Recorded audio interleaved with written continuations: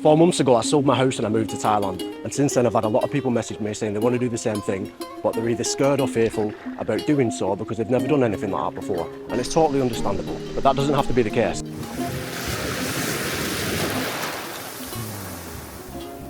Thailand isn't the first country I moved to, and neither is Australia. I've lived in 5 different countries, so I can fully appreciate trying to navigate the differences and the nuances of other countries, particularly if English isn't the first language. So that leads me on to the first point, the language barrier.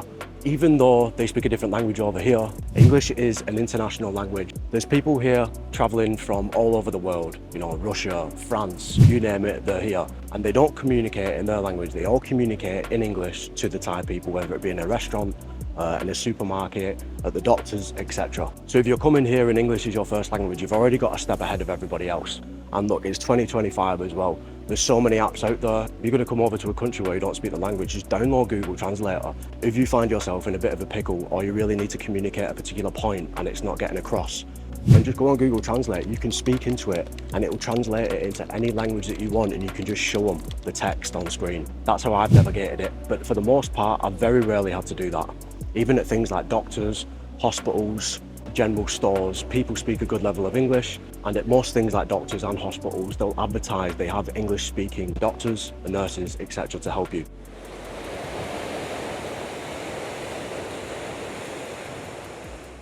If you're going to be staying here long term, I think it would be good to try and learn the local language, at least a little bit anyway. I've been trying to learn a bit. I can order food and stuff at restaurants and stuff like that and say some basic phrases, and I'm working on it and it's getting better.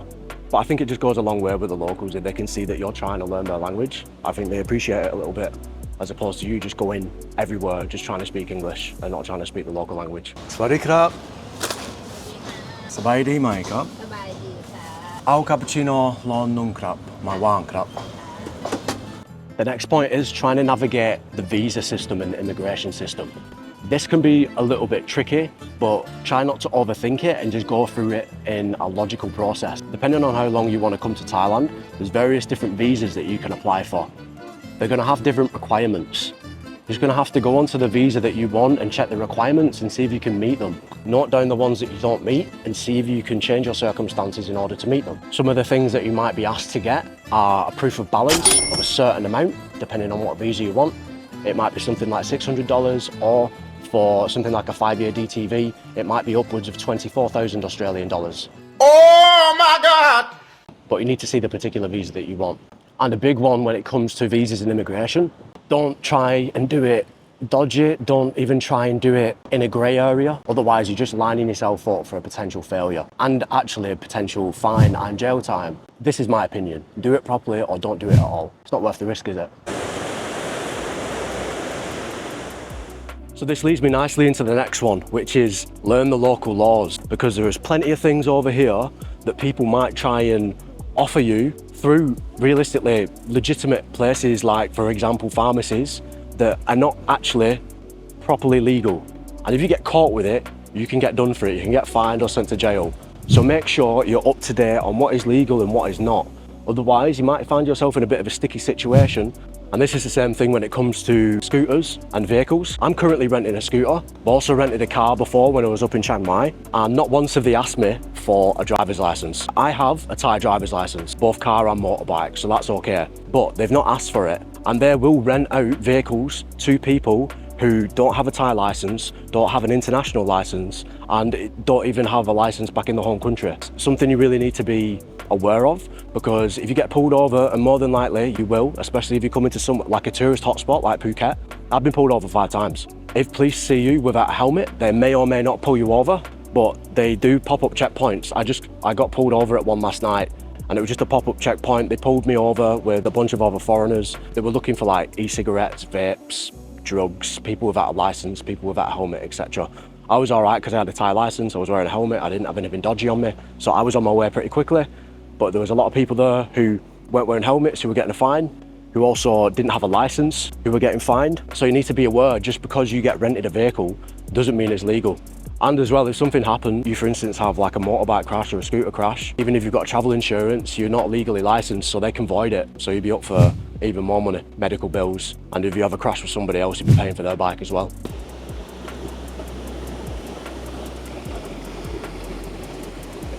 You might have heard me just mention e-cigarettes and vapes, even though they're legal in your home country, like Australia, etc.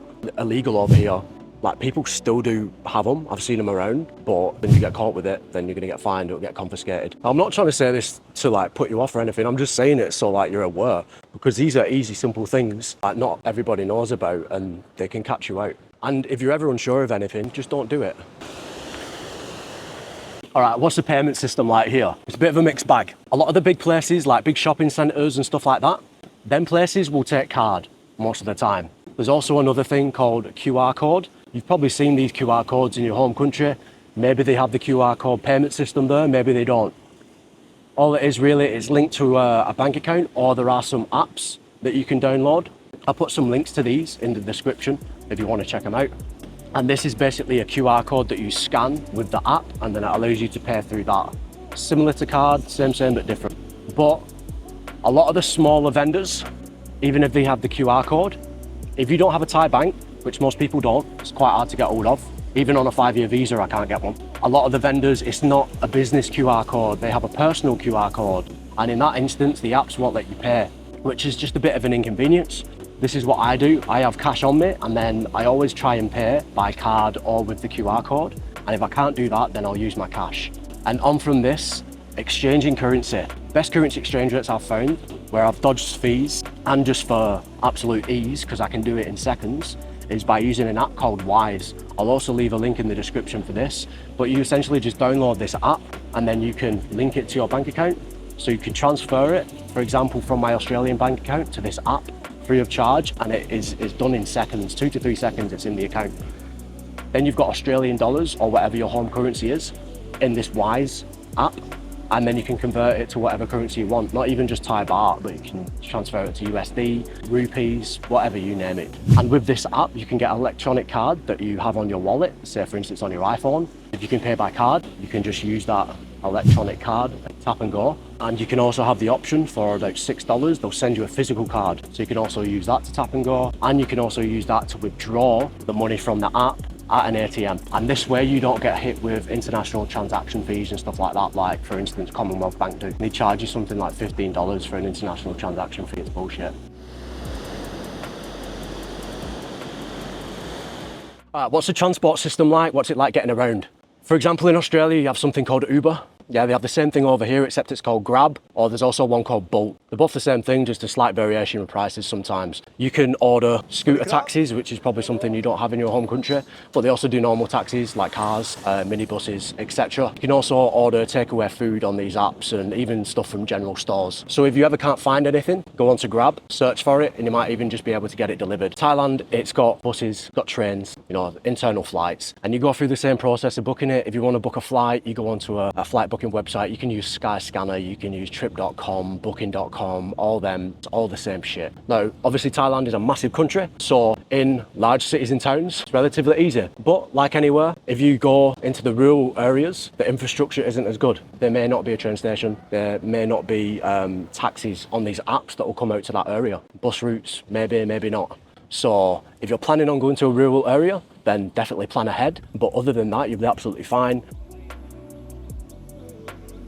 On from the transport, accommodation is pretty much the same thing. Don't overthink this part at all. You can still use the same apps that you use back in your home country. Pretty much the same ones used for booking flights as well. You've got like booking.com, you've got Agoda, trip.com, things like Airbnb. It's still good over here. And there's also things like Facebook pages, like Phuket short-term rentals, Bangkok short-term rentals, etc., where you can get like monthly stays or even long-term stays. The only caveat to this, most of these, it's a proper contractual agreement, so there's things like deposits and that need to be done. When I first got here, I preferred to either use the apps for like 2 to 3 day stays, or for longer things like a few weeks or a month, etc. I was using Airbnb because you don't have to give deposits and there's a third party monitoring it. So if there's any issues, for example, on Airbnb with the actual residence itself or the person you're renting it from, you just contact Airbnb support.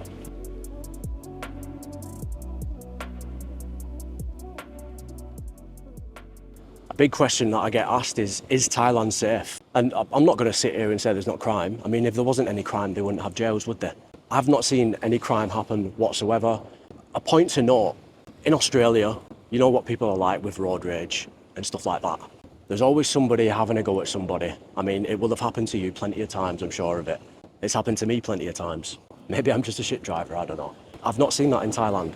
The only few instances that I've seen it happen, and it's been a foreigner, like giving the finger or shouting or abusing. It's something that I noticed as soon as I came here. As crazy as the roads are, you don't see people aggressively having a go at each other.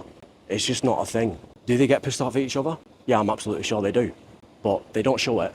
I feel like that's just not on the road, that's just in general in Thai culture. They don't openly show frustration with each other, especially in public places. But back to the point, is Thailand safe? It absolutely is. Like, I felt comfortable for the whole time here. But what I will say is just don't take the piss with it. If you're walking through, for example, Bangkok, and Google Maps tells you to take a left down a particular street, and the street looks dodgy, don't walk down the dodgy street. More than likely you'll be absolutely fine, but just don't put yourself in situations. So this one's a big one, especially for people who are coming over here on their own, is how do you meet people, how do you make friends? Thailand is a lot more chilled out and relaxed. People just seem more open to even just having random conversations with people at the coffee shop, for instance. You know, I've met some really good people at the coffee shop, and in particular at the gym, particularly if you go in doing group classes at somewhere like a CrossFit gym or a Muay Thai gym, or any sort of martial arts really. Really anywhere where you can communicate with somebody is going to be a good place to meet people. Anywhere you can have a conversation. And really what I will say is like, how did you meet your friends back in your home country? It's got to be the same shit here. And to be honest, I would say it's just easier to meet people over here. Because there is a lot of people who have come here on their own, who are travelling and stuff like that, who are kind of in the same position as like maybe you are, who do want to meet people and make friends and stuff like that. So you're not the only one who wants to do so. So just strike up a conversation with somebody. That's where every friendship starts really, innit? So if you are thinking of coming to Thailand or just moving to any other country in general, I think the biggest tip that I could give anybody is write down what your fears, what scares you about doing it.